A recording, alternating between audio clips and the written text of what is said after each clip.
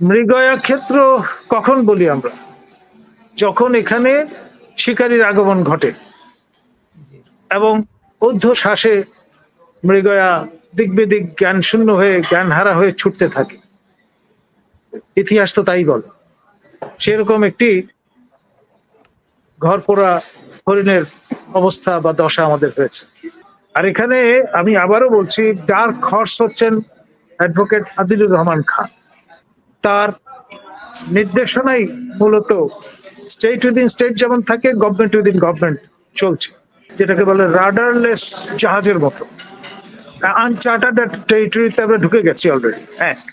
অধিকার যে প্রতিষ্ঠানটি, সেই প্রতিষ্ঠানের দুইজন উপদেষ্টা পরিষদে আছেন।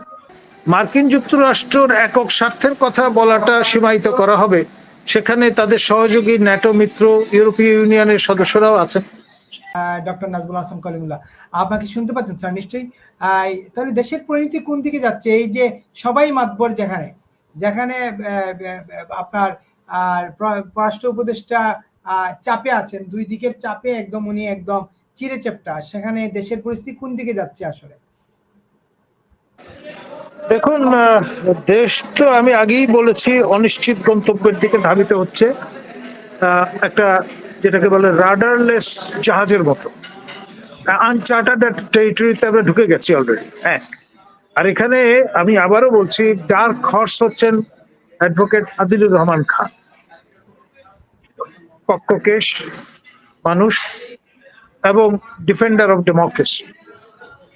তার নির্দেশনাই মূলত স্টেট উইদিন স্টেট যেমন থাকে, গভর্নমেন্ট উইদিন গভর্নমেন্ট চলছে। এটা যতক্ষণ পর্যন্ত প্রবলভাবে জানান দেওয়ার ঘটনাটি ঘটবে, ততক্ষণ পর্যন্ত তিনি অন্তরালেই থাকবার চেষ্টা করবেন সঙ্গত কারণে। তো ফলে আপনার এই ডোনাল্ড লুর সঙ্গে বৈঠকগুলোর কথা নিশ্চয়ই ভুলে যাননি, ভিক্টোরিয়া নুল্যান্ডের সঙ্গে বৈঠকের কথা নিশ্চয়ই ভুলে যাননি। তখন কারা এই কনফার্মেন্ট গুলোতে রেগুলার বেসিসে থাকতেন? তাদের মধ্যে অন্যতম আদিলুর রহমান খান।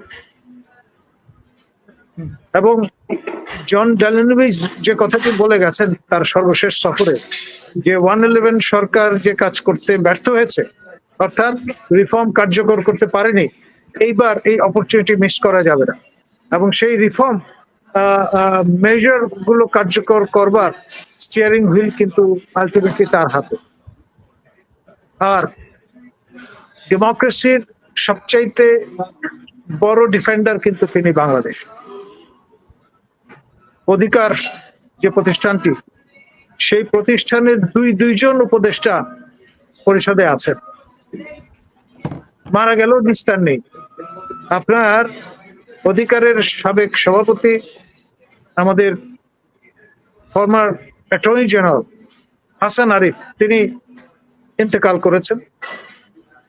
এবং তারপরে দেখা গেল আমাদের মাননীয় শিক্ষা উপদেষ্টার পদে যিনি শপথ গ্রহণ করলেন, তিনিও কিন্তু অধিকারের সভাপতির দায়িত্ব পালন করেছেন। ফলে কোটা দুইটা, আর কারো কিন্তু কোটা, অধিকারের কোটা দুইটা, আর কারো কিন্তু দুটি কোটা নেই। আপনি বলতে পারবেন না যে বেলার দুইজন এখানে সরকারে আছেন, কিংবা আপনার প্রবীণের দুইজন এখানে সরকারে আছেন, কিংবা গ্রামীণের তো অনেক আছে। না, ওইটা আরেক জিনিস। অধিকারের আরো আছে। বিডাতে আদিলুর রহমানের বোনের জামাই ভাই, সরাসরি একেবারে মন্ত্রীর মর্যাদায় উপদেষ্টা পরিষদে অধিকার ছাড়া এত সঙ্গত অবস্থায় কারণ কেউ নেই।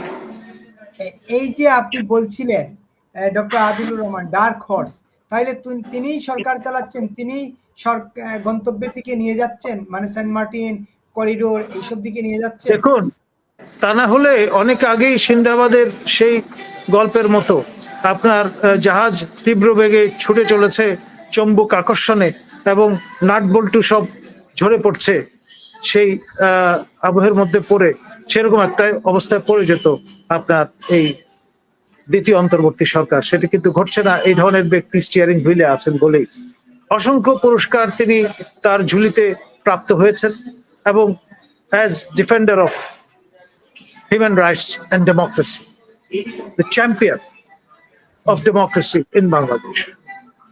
তাইলে জীবনের ঝুঁকি নিয়ে তিনি আপনার এই হেফাজত কাণ্ডের বিষয়টি ফোরফ্রন্টে নিয়ে এসেছিলেন, তাকে কারাবরণ করতে হয়েছে। এই সরকারে যে কজন উপদেষ্টা আছেন তাদের মধ্যে কয়জন কারাবরণ করেছে? খুব বেশি লোক কিন্তু আপনি দেখাতে পারবেন না। তার মানে এই যে আপনি বলছিলেন যে কি বলে সংস্কার না হওয়া পর্যন্ত নির্বাচন হবে না, তার মানে হচ্ছে যে সর্বশেষ ইঙ্গিতটা তো ইউরোপীয় ইউনিয়নের head of the delegation Michael বলেই দিয়েছেন ওদের ওকাবের বৈঠকে। না, কিন্তু আমার প্রশ্নটা আপনার কাছে এইটা, তার মানে আমেরিকার স্বার্থ হাসিল না হওয়া পর্যন্ত কোনো সংস্কার শেষ হবে না? মার্কিন যুক্তরাষ্ট্রের একক স্বার্থের কথা বলাটা সীমায়িত করা হবে, সেখানে তাদের সহযোগী ন্যাটো মিত্র ইউরোপীয় ইউনিয়নের সদস্যরাও আছেন। তাদের কি স্বার্থ? আপনার মিত্র তো মিত্র শক্তি না, জি, আটলান্টিকের এপার ওপার, পার্থক্য মাঝখানের সমুদ্র, মহাসমুদ্র, কমন হেরিটেজ তো আছেই। জি, তার মানে বাংলাদেশটা এখন বিলীনের দিকে আগাচ্ছে নাকি? মৃগয়া ক্ষেত্রে পরিণত হয়েছে। একটু পরিষ্কার করে বললে ভালো হয়। মৃগয়া ক্ষেত্র কখন বলি আমরা?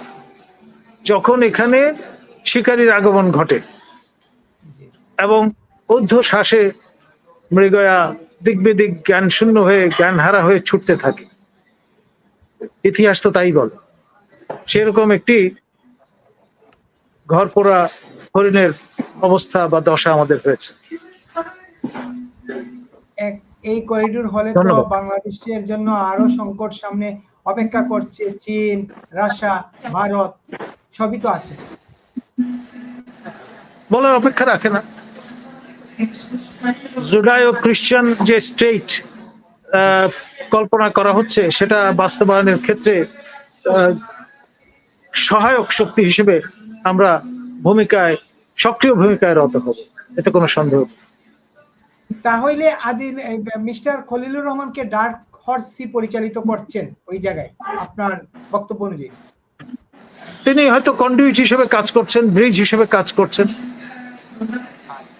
পরিষ্কার সুপার পাওয়ারের স্টেট অফ দ্য আর্ট এবং স্টেট অফ দ্য অ্যাফেয়ার এবং সেই সঙ্গে আপনার স্টেট উইদিন স্টেট অ্যাক্টরদের সংযোগ স্থল কিংবা ব্রিজ হিসেবে। একেবারে দেশ নিয়ে ভাবনার কারো সময় নাই, সঙ্গে থাকুন আপনি আমরা এখনই আসছি। জিয়া ভাই, আপনার কাছে 5 মিনিট শুনবো আমরা, একেবারে শেষ পর্যায়ে আমাদের আরেকটা প্রোগ্রাম আছে।